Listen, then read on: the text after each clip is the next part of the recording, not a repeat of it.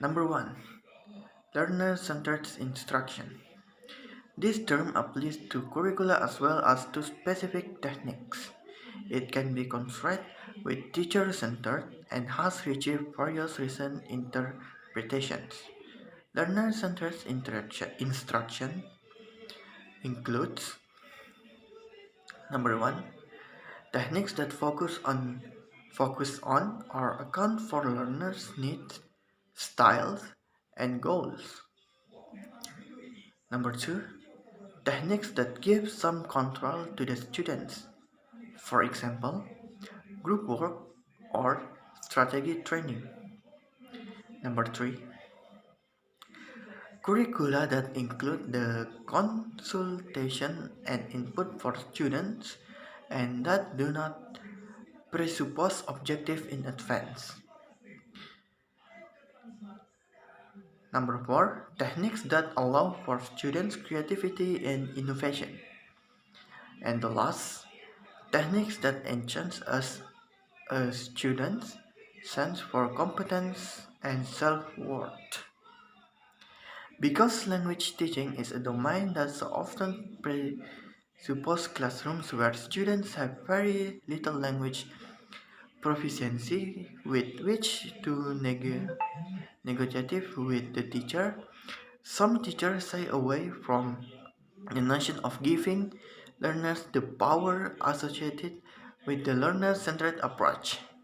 Such resistance is not necessary because even in beginning level class, teacher can offer students certain choice. All of these efforts help to give students a sense of ownership of their learning and derive at their intrinsic motivation.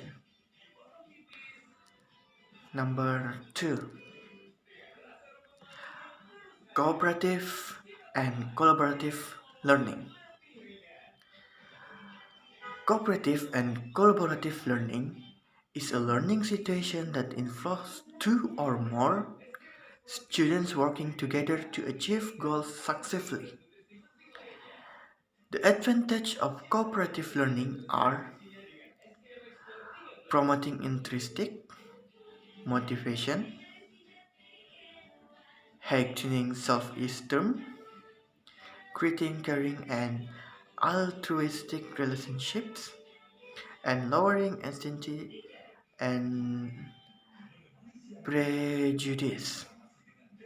Then, the advantage of collaborative learning are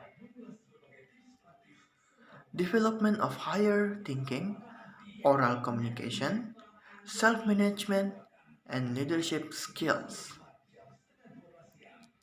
Next, we move to number 3, interactive learning. At the heart of current theories of communicative competence is the essentially interactive nature of communication. When you speak, for example, the extent to which your instant message is received is a factor of both your prediction and listener's reception.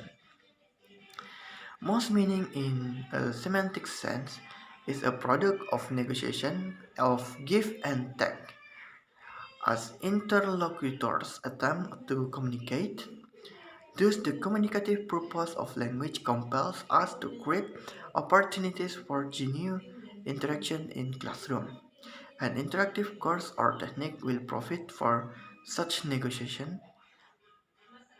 Interactive class will most likely be found like this. Number 1, doing a significant amount of pair work and group work, retrieving authentic language, input in real world context, producing language for genuine meaningful communication, performing classroom tasks and prepare them for actual language use out there. Practicing oral communication through give and take and spontaneity of actual conversation.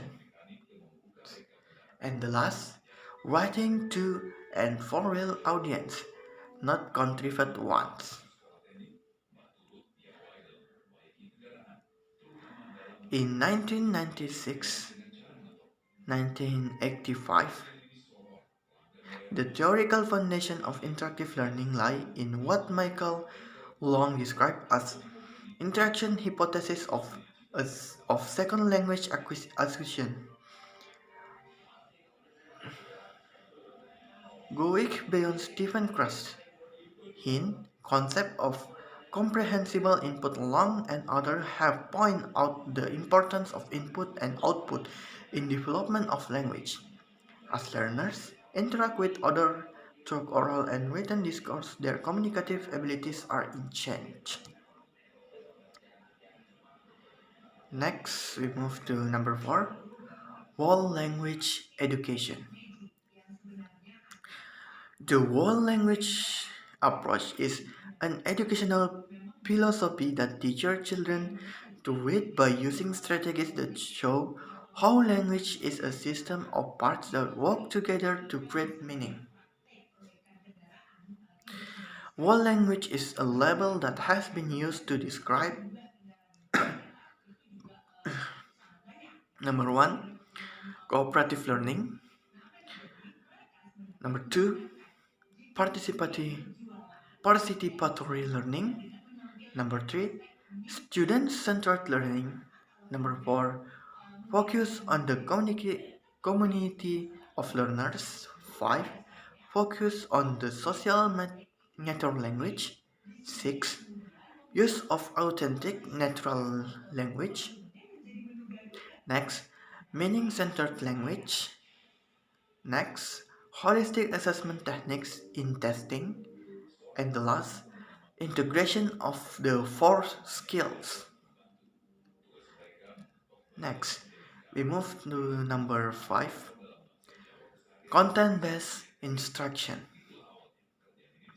Content-based instruction, or CBI, according to Brinton, Snow, and West, is the integration of context learning with language teaching aims. More specifically, it refers to the concurrent study of language and subject matters, with the form and sequence of language presentation dictated by content material. Such an approach contrasts sharply with many parties in why language skills are taught virtually in isolation from substantive content. When language becomes the medium to convey informational content of interest and relevance to the learner, then the learners are pointed towards matter of intrinsic concern. Language takes on its appropriate role as a vessel for accomplishing a set of content goals. A recent source of research and material of CBI has given us new opportunities and challenges. Content-based classroom may yield in an increase in intrinsic motivation and empowerment, since students are focused on subject matter that is important to their lives. Students are point beyond transient intrinsic factors like grades and tests to their own competence and autonomy as intelligent individuals capable of actually doing something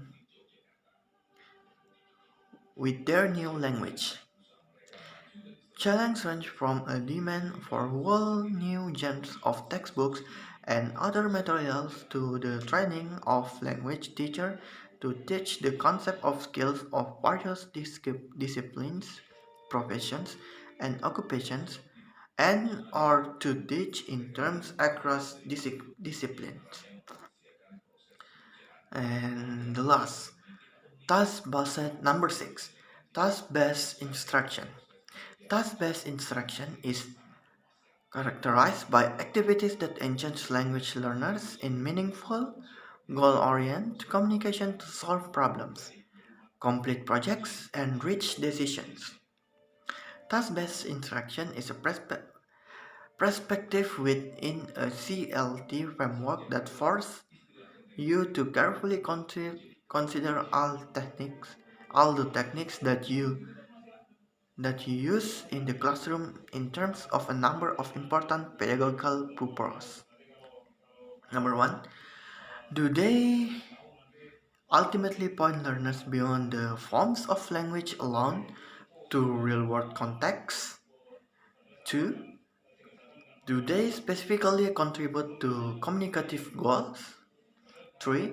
Are the elements carefully designed or not simply haphazardly or idiosyncratically thrown together? Number 4. Are their objectives well specified so that you can at some later point accurately determine the success of one techniques over another? And the last, do they engage learners in some form of genuine problem solving activity?